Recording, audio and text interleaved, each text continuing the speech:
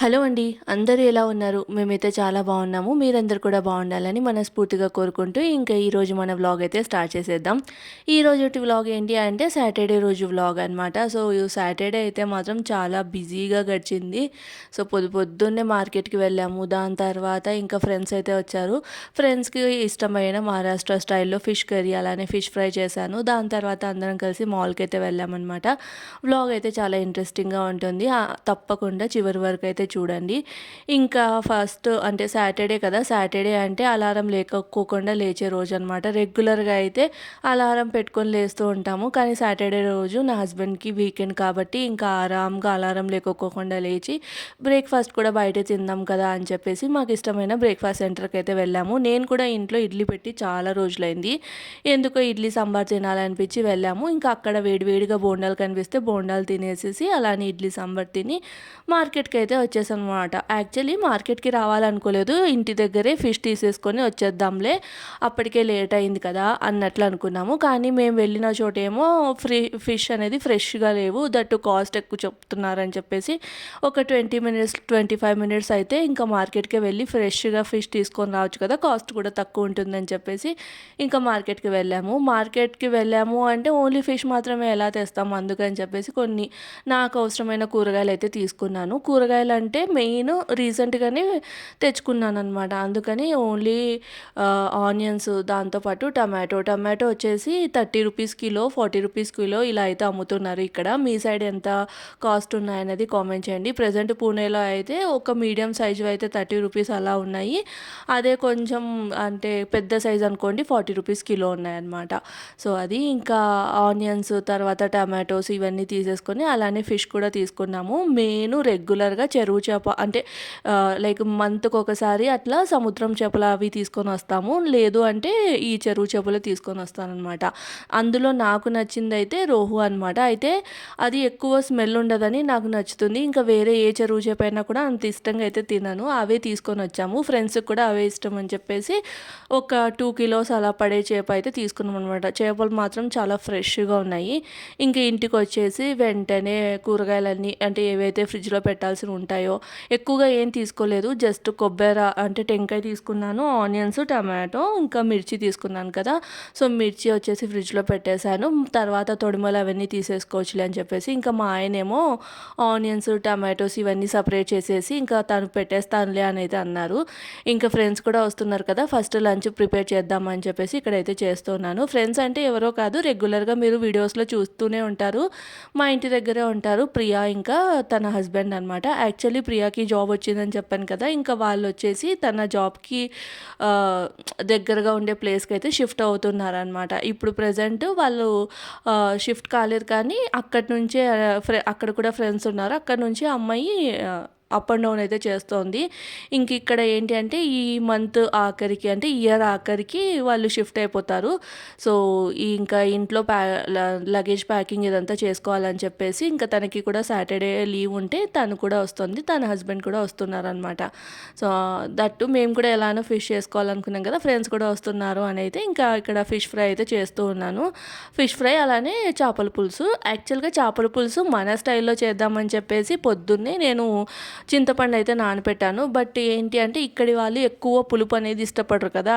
సర్లే ఇంకా వాళ్ళొస్తున్నప్పుడు మళ్ళీ ఎప్పుడైనా ఇది చేసుకోవచ్చు. నా హస్బెండ్ తింటారు కానీ ఇంక కొత్తగా వాళ్ళకి అలవాటు ఉండదు కదా! ఒకటేసారి పులుపు అంటే ఇంకా వాళ్ళకి చేపల పులుసు అంటే కొంచెం పులుపు ఎక్కువ ఉంటేనే బావుంటుంది. బట్ ఇంక ఒక్కటేసారి పెట్టేస్తే తినలేకపోతే మళ్ళీ ఇబ్బంది పడాల్సొస్తుందని చెప్పేసి ఎందుకు ఇదంతా అని చెప్పి ఇంకా నేను మహారాష్ట్రియన్ స్టైల్‌లోనే చేపల పులుసు చేద్దామని అయితే డిసైడ్ అయ్యాను. చేపల ఫ్రై మాత్రం నేను రెగ్యులర్‌గా ఎలా చేస్తానో అలానే చేస్తూ ఉన్నాను.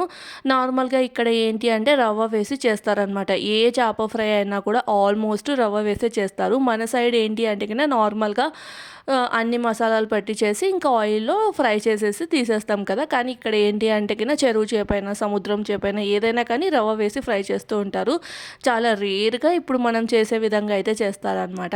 ఫ్రై మాత్రం మన స్టైల్‌లో చేస్తాను. అలానే కర్రీ మాత్రం మహారాష్ట్ర స్టైల్‌లో. సో, నా ఛానల్‌లో కూడా 1, 2 సార్లు అలా చూపించానేమో. ఈసారి మాత్రం నేను ప్రాపర్‌గా అయితే చూపిస్తాను. సో, అది. ఇక్కడ ఇంటికొచ్చిన వెంటనే చేపలైతే నేను వాష్ చేసేసి పక్కకు పెట్టేసుకున్నాను. అయితే చేపలు వాష్ అంటే క్లీన్ చేయడానికి నేను కొంచెం ఉప్పు వేసేసి మొత్తం కలిపేసి ఒక 5 మినిట్స్ పక్కన పెట్టేసి, దాని తర్వాత మొత్తం వాటర్ వేసి అయితే కడిగేసి పెట్టేసుకుంటాననమాట. మా అమ్మ చేసే చేపల పులుసు టేస్ట్ మాత్రం అదిరిపోతుంది. యాక్చువల్‌గా ఈరోజే చేయాలనుకొని చెప్పాను కదా, చింతపండు ఇదంతా నానపెట్టుకున్నానని. ఇంకా మళ్ళీ ఫ్రెండ్స్ వస్తున్నారు అనగానే ఇంకా ఇలా అయితే చేయించేశాను. ఆ రెసిపీ కూడా మీతో ఎప్పుడైనా షేర్ చేస్తాను. మేబీ నా ఫుల్ వ్లాగ్స్‌లో ఎక్కడో ఒక చోట ఆ రెసిపీ కంపల్సరీగా ఉంటుంది. సో, అది. ఇక్కడ వచ్చేసి ఫస్ట్ అయితే మసాలాకి అంతా ప్రిపేర్ చేసుకుంటూ ఉన్నాను అనమాట. ఇక్కడ లైక్ ఏంటి అంటే, మహారాష్ట్రలో ఎక్కువగా నేను నోటీస్ చేసింది ఏంటి అంటే, నాన్ వెజ్ కర్రీస్ అయినా, వెజ్ కర్రీస్ అయినా ప్రతి దాంట్లోకి ఆల్మోస్ట్ ఒకటే రకమైన మసాలా ఉంటుంది. బట్ కొంచెం చేంజ్ చేసి నేనైతే ఇక్కడ ప్రిపేర్ చేస్తూ ఉన్నాను అనమాట. ఎందుకంటే టేస్ట్ అనేది కాస్త డిఫరెన్స్ అనేది తెలియాలి కదా. ఇది చేపల పులుసు అన్నది తెలియాలి కదా. మనం చికెన్, మటన్ ఎలా తింటున్నామో అలానే తింటేకినా ఇంకా చేపల పులుసుకున్న టేస్ట్ ఏం తెలుస్తుంది. అందుకని చెప్పేసి కాస్త మా అమ్మ వేసే మసాలా లాగా వేసేసి చేస్తూ ఉన్నాను. అయితే మెయిన్ థింగ్ ఏంటి అంటే, వీళ్ళు చింతపండు పులుసు వేయరు, అలానే రెగ్యులర్గా వేసే కారప్పొడి ఇదంతా వేస్తారు, అంతే డిఫరెన్స్. ఇక్కడ ఇక్కడ నేను ఎలా చేస్తూ ఉన్నాను అంటే, ఫస్ట్ కడాయిలో కాస్త నూనె వేసేసి ఎండు కొబ్బరి అనేది వేయించుకొని పక్కకు తీసుకుంటూ ఉన్నాను. ఎందుకంటే మనకి మసాలా మొత్తం ఒకటేసారి వేసి గ్రైండ్ చేసాము అంటే కొబ్బరి అలానే ఉండిపోతుంది అనమాట. అందుకని చెప్పి ఫస్ట్ ఎండు కొబ్బరి వేయించుకొని పక్కన తీసుకుంటే అది చల్లారిపోతుంది. అంతలోపల ఇవేదైతే మనం వేస్తున్నామో అవి కూడా ఫ్రై అవుతాయి కదా అన్నట్లు. సో, ఎండు కొబ్బరి వేయించుకొని పక్కకు తీసుకున్నాను. దాని తర్వాత అదే ఆయిల్లో ధనియాలు, జీలకర్ర, మెంతులు అయితే ఇప్పుడు వేయట్లేదు, కర్రీ ప్రిపేర్ చేసేటప్పుడు అయితే వేస్తానన్నమాట. ఎప్పుడైనా కానీ పులుసులలో మెంతులు వేస్తే టేస్ట్ బాగుంటుంది కదా. ఇక్కడ నేను చింతపండు యూజ్ చేయకపోయినా కూడా ఇలాంటి పులుసులలో కూడా, అంటే చింతపండు లేని పులుసులో కూడా మెంతులు వేస్తే బాగుంటుందని నేనైతే వేస్తున్నాను అనమాట. ఇక్కడైతే ధనియాలు, జీలకర్ర, అలానే ఆనియన్స్, ఒక్క టమాటో. సో, ఇక్కడ ఏంటి అంటే చేపల పులుసులో టమాటో కొంతమంది యూజ్ చేస్తారు, కొంతమంది యూజ్ చేయరు. బట్ నేనైతే వేస్తూ ఉన్నాను. ఎందుకంటే కొంచెమన్నా పులుపు అన్నది తగులితేనే ఆ చేపల పులుసుకి, ఆ చేప పీస్కి టేస్ట్ అనేది వస్తుంది కదా అని చెప్పేసి ఇక్కడ సో, ఇదైతే మొత్తం లో ఫ్లేమ్ మీద పెట్టేసుకొని వేయించేసుకున్నాను అనమాట. దాని తర్వాత ఇంకా మిక్సీ జార్లో ఫస్ట్ ఎండు కొబ్బరి వేయించుకున్నది చల్లారిపోయింది.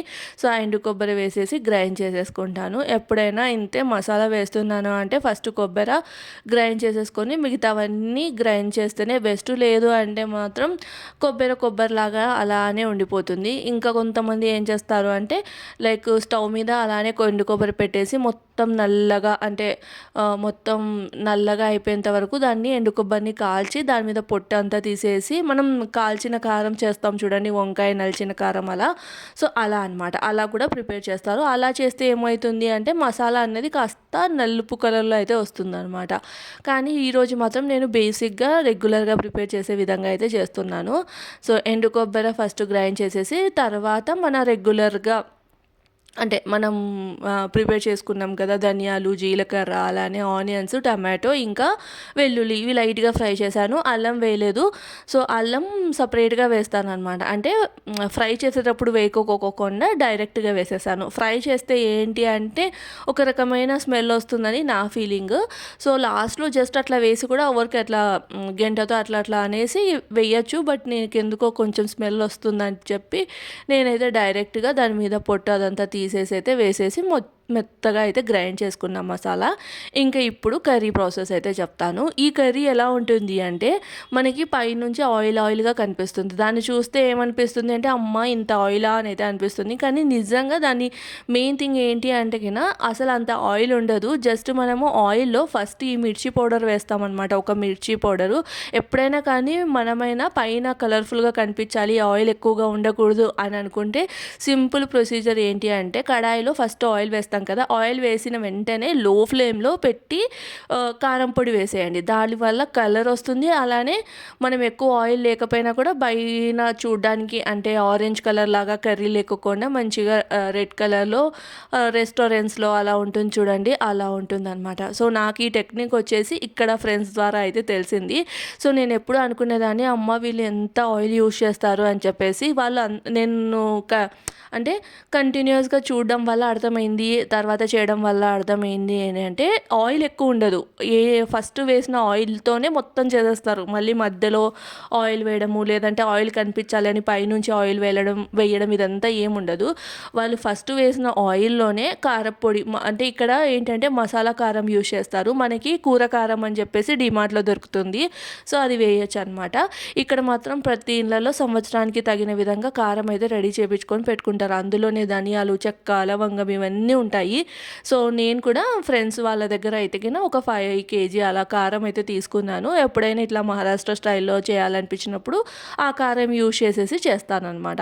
ఆయిల్‌లో ఆ కారం వేసి లో ఫ్లేమ్‌లో ఒక 2 సెకండ్స్ అట్లా ఫ్రై అయిన తర్వాత వెంటనే మనం ఏదైతే రెడీ చేసి పెట్టుకున్నామో మసాలా, ఆ మసాలా వేసేసి పచ్చి వాసన పోయేంత వరకు వేపుకోవాలి. సో, అప్పుడు లైట్‌గా ఆయిల్ అనేది మనకి బయటకు వస్తూ ఉంటుందన్నమాట. అప్పుడు ఇంకా మనకి ఎంత లైక్ కన్సిస్టెన్సీకి కావాల్సిన వాటర్ కావాలో అన్ని వాటర్ అయితే పోసుకోవాలి.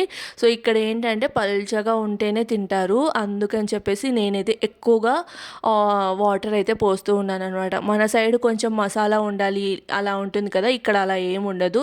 మనకి రసం ఎలా ఉంటుంది అలా ఉండాలి. వీళ్ళు ఏం చేస్తారు అంటే ఇక్కడ వాళ్ళు ఏం చేస్తారు అంటే దాంట్లో ముంచుకొని రొట్టెలు కానీ, చపాతీలు కానీ వాటిని తుంచుకొని దాంట్లో డిప్ చేసుకొని సాంబార్లో మనం ఇడ్లీ ఎలా తింటామో అలా తింటారు. లేదు అంటే ఈ సూప్ లాగా మనం రసం తాగుతాం కదా! అలా ఈ సూప్‌ని అయితే తాగుతారనమాట. సో, అన్నం అంటే వీళ్ళు ఎక్కువగా అన్నం తినరు కాబట్టి అంత ప్రాబ్లమ్ అయితే ఏముండదు. రొట్టెలు, చపాతీలే తింటారు కాబట్టి ఇబ్బంది అయితే ఏముండదు. సో, ఆల్మోస్ట్ అందరి ఇళ్లలో చేపల పులుసు అంటే వీళ్ళు ఇలానే చేస్తారు. బట్ మన సైడ్ ఇలా చేసాము అంటే ఏంటి ఇంత వాటర్‌గా చేశారు అని అయితే అంటారు. బట్ ఈ టేస్ట్ కూడా బావుంటుంది. ఎస్పెషల్లీ రొట్టెలు అలానే చపాతీలలో మాత్రం బావుంటుందనమాట. సో, ఏదైనా కానీ ట్రై చేసి రుచి చూస్తేనే కదా తెలిసేది. సో, నేను కూడా అంతే. ఫస్ట్‌లో ఏదైనా కానీ చూసిన వెంటనే మనం కూడా అలా అంటే తెలియక జడ్జ్ చేసేస్తూ ఉంటాము. బట్ ఒకసారి టేస్ట్ చేసి దాన్ని ప్రాపర్ వేలో ఎలా తినాలో అలా తింటేనే దాని కరెక్ట్ టేస్ట్ అనేది తెలుస్తుంది కదా!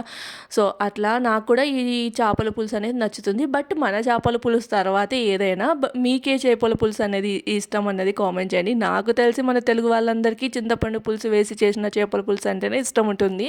నాకు కూడా అంతే. బట్ ఎప్పుడైనా కొత్తగా ట్రై చేయాలి, ఇంకా పులుపు తినాలనిపించదు అలా అనుకున్నప్పుడు చేపలు తినాలి అనుకుంటే ఇలా చేస్తానన్నమాట అంతే.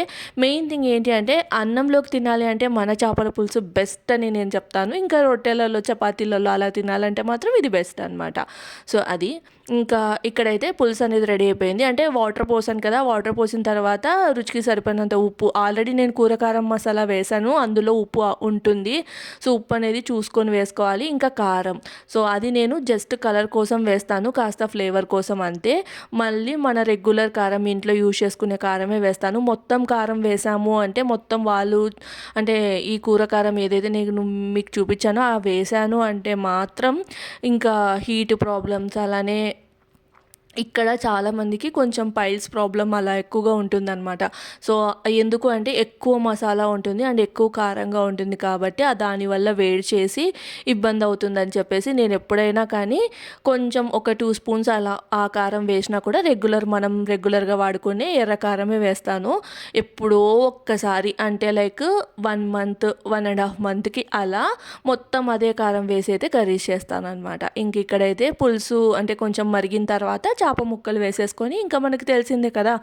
ఎక్కడ చేపల పులుసు చేసినా ఏ విధంగా చేసినా చేపలు వేసిన తర్వాత ఎక్కువగా కలపకూడదు. నేను జస్ట్ అన్నీ ఒకసారి అట్లా అడ్జస్ట్ చేసేసి ఇంకా అక్కడైతే పెట్టేసాను. దాని తర్వాత మా ఇంట్లో ఒక టెస్టింగ్ చేసే మిషన్ అయితే ఉందన్నమాట. మిషన్ ఏదో కాదు మా ఆయన.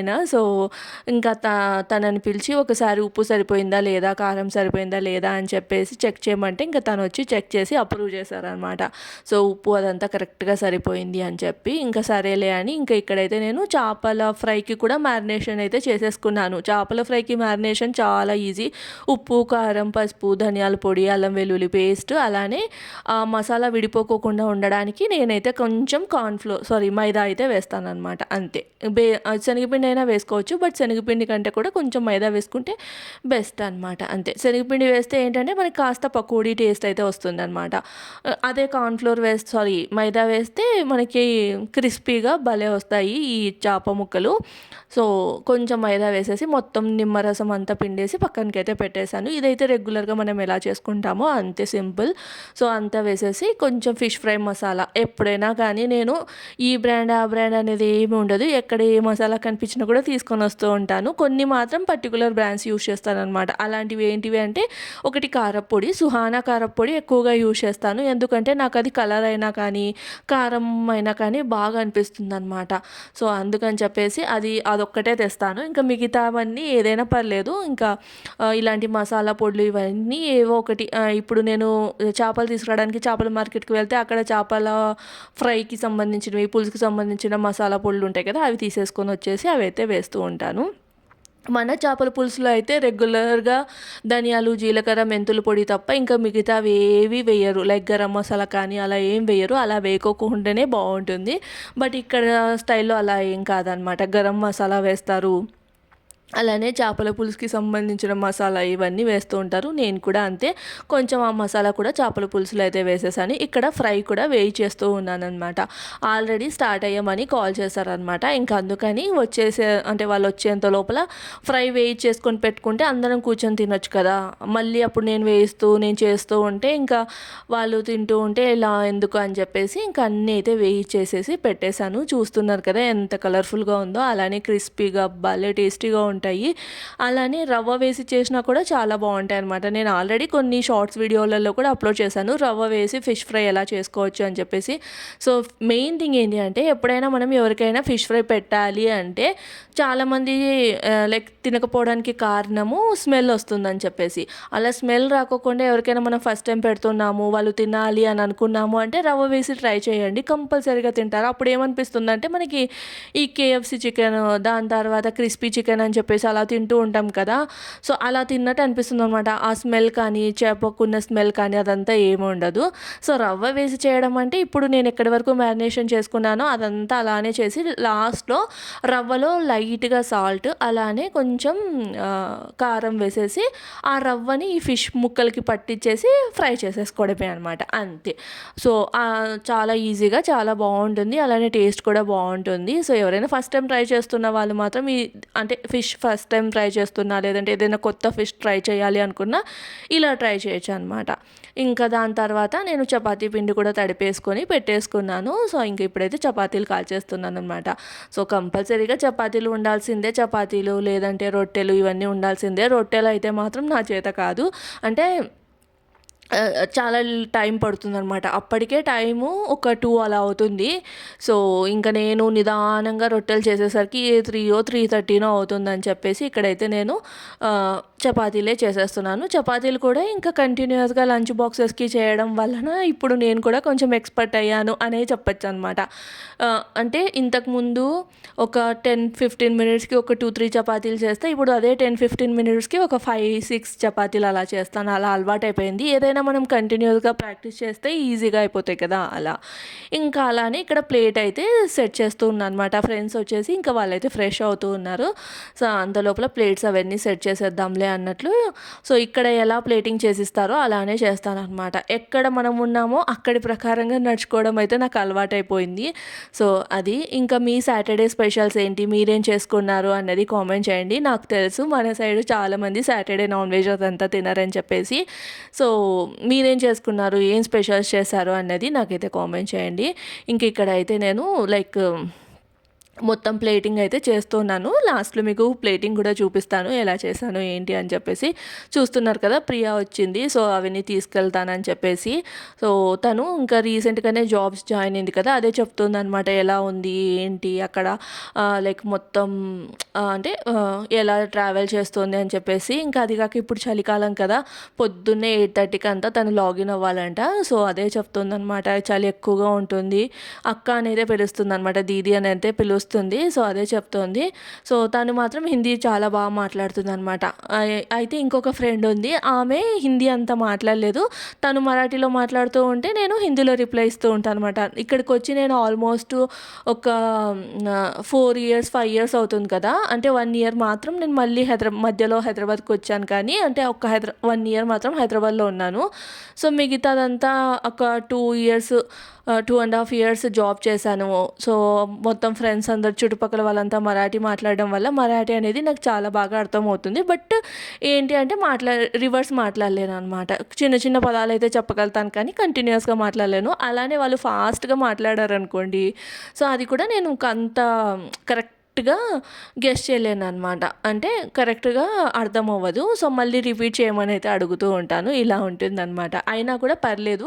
సో, మరాఠీ సాంగ్స్ అలా ఇలా చూస్తూ నేను లాంగ్వేజ్ అర్థం చేసుకోవడానికైతే ట్రై చేస్తూ ఉంటాననమాట. ఇక్కడైతే మాత్రం తనకి చాలా ఆకలి వేస్తుందంట. మార్నింగ్ కూడా బ్రేక్‌ఫాస్ట్ చేయలేదు. దీదీ ఫాస్ట్‌గా పెట్టు అని అయితే అడుగుతూ ఉంది.